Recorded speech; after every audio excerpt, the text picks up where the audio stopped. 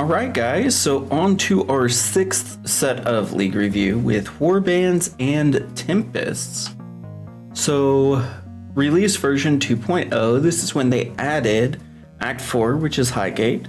They also added the Jewel system, div cards, Marketh weapons, and our ability to use an item filter, which was very well received, even though it's nowhere near what it is today, and that's largely due to Neversink and his continued excellent work regarding item filters.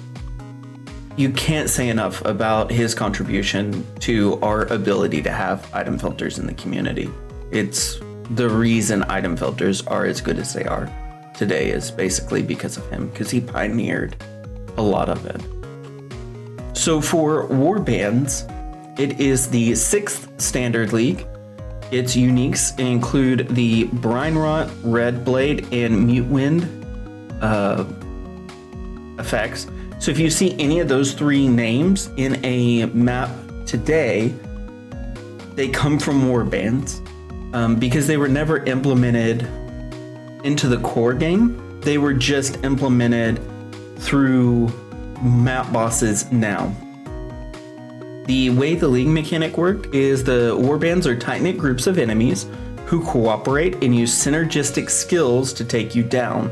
At higher levels, elite and leader enemies were present who directed their warband in combat and could take matters into their own hands if the tide of battle turned against them.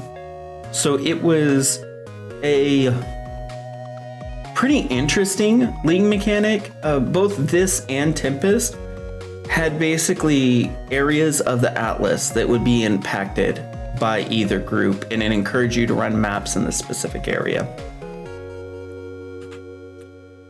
Tempest, so it was the 6th hardcore league.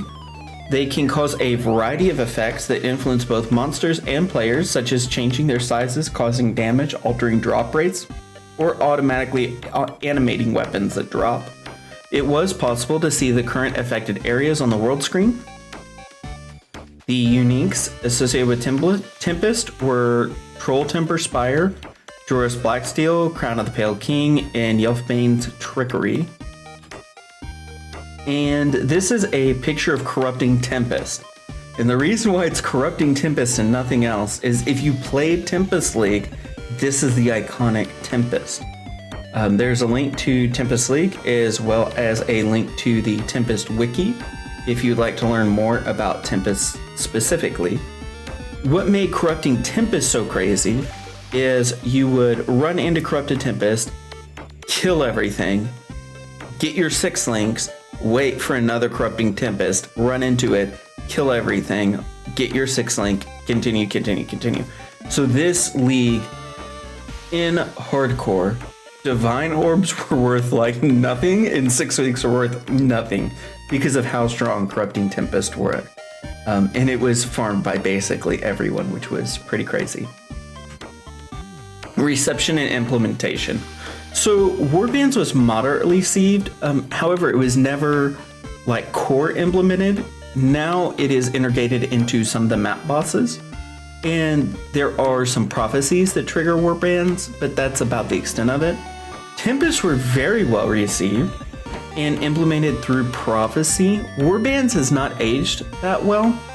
Tempest has aged well, but it might be removed due to prophecy's removal, because that's essentially the only way that you get Tempest now is through prophecy.